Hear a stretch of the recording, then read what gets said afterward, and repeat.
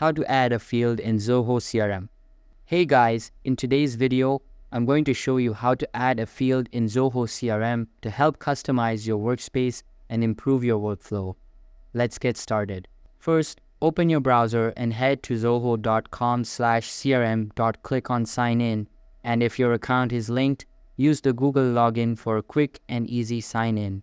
Once you're inside your Zoho CRM dashboard, choose the module you want to customize like leads, contacts, or deals. Now click on the settings icon or look for edit layout, usually marked with a pencil icon. This is where you can start editing the module layout. Next, you'll see the option to add fields.